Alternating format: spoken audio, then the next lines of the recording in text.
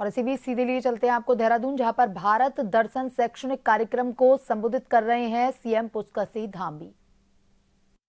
स्वामी विवेकानंद जी ने एक तपस्वी के रूप में, भारत के एक सन्यासी के रूप में शिकागो के सम्मेलन में धर्म सभा में भाग लिया था।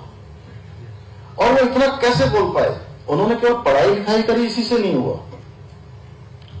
वो इतने विद्वान, उनके मुंह से निकली हुई सरस्वती का वास उनकी जीवा पर इस प्रकार से प्रस्तुतित हुआ कि उनके हर शब्द को बिल्कुल पिन ड्रॉप साइलेंस होकर पूरी धर्म सभा ने सुना।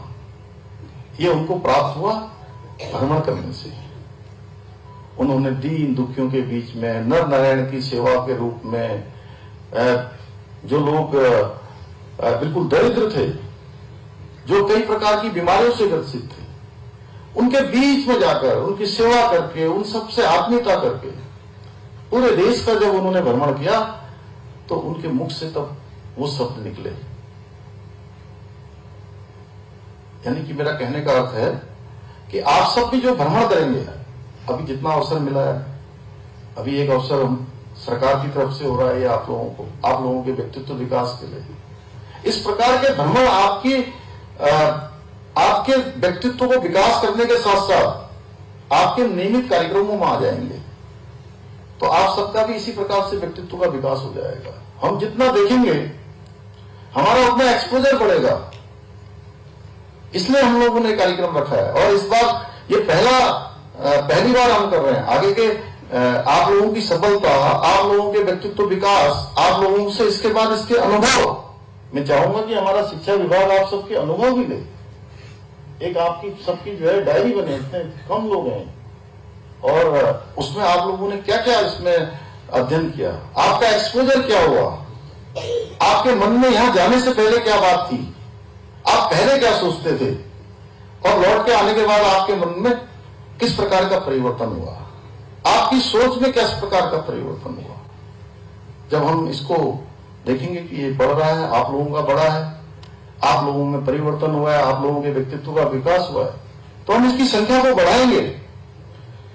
प्यारे बच्चों, ये आपके शैक्षिक ज्ञान के साथ साथ आपके व्यवहारिक ज्ञान को भी विकसित करेगा।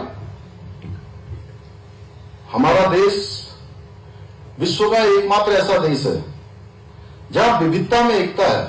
इसका अनुपम उदाहरण प्रस्तुत करता है। अभी आपने देखा है कितनी बोलियां हैं, कितनी भाषाएं हैं। क्या कहते थे वो, एक हम लोगों के समय में था, अलग भाषा अलग वेश, फिर भी है अपना एक देश। जी मैडम, कुछ कहा आपने? हिंदू देश के निवासी सभी जन एक हैं, रंग रूप वेश भाषा। तो भारत के प्रत्येक क्षेत्र की अपनी एक विशिष्ट संस्कृति है, अलग भाषा है, अपनी अपनी परंपराएं हैं, आस्थाएं हैं, जो भारत को पूरे विश्व में सबसे अलग बनाती हैं। अब आप लोग जब भारत दर्शन के लिए जाएंगे तो आपको ये सब देखने को मिलेगा। जो आपने अभी तक पढ़ा है, अभी तक देखा है, उसको व्यवहारिक रूप से आपको उसको नजदीक से आत्मसात करने का अवसर मिलेगा। खान पान है, ऐतिहासिक धरोहर हैं, अलग अलग क्षेत्रों की अपनी विशेषताएं हैं, वो सारी की सारी, उन सब से आपको नजदीक से परिचित होने का अवसर मिलेगा। ये शैक्षिक भ्रमण कार्यक्रम आप में भारतीयता के गौरव और इतिहास की जो हमारी एक ऐतिहासिक हमारी पहचान है, उस पहचान को भी विकसित करने का काम करेगा, उसको आगे बढ़ाएगा।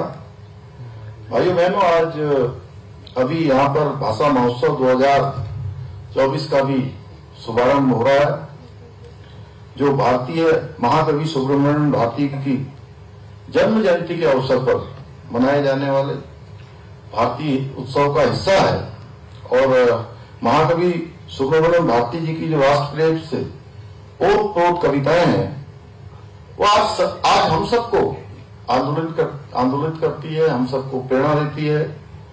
भारत की विभिन्न भाषाओं को राष्ट्रीय एकता का माध्यम बनाने के उनके विचार से प्रेरणा लेते हुए हमारे आदरणीय प्रधानमंत्री मोदी जी ने सुब्रमण्यम भारती जी की जन्म जयंती पर भारतीय भाषा उत्सव मनाने की शुरुआत की है। और ऐसे बहुत सारे हमारे नायक हैं जिनको देश के अमृत काल में देश के सामने लाने का काम आदरणीय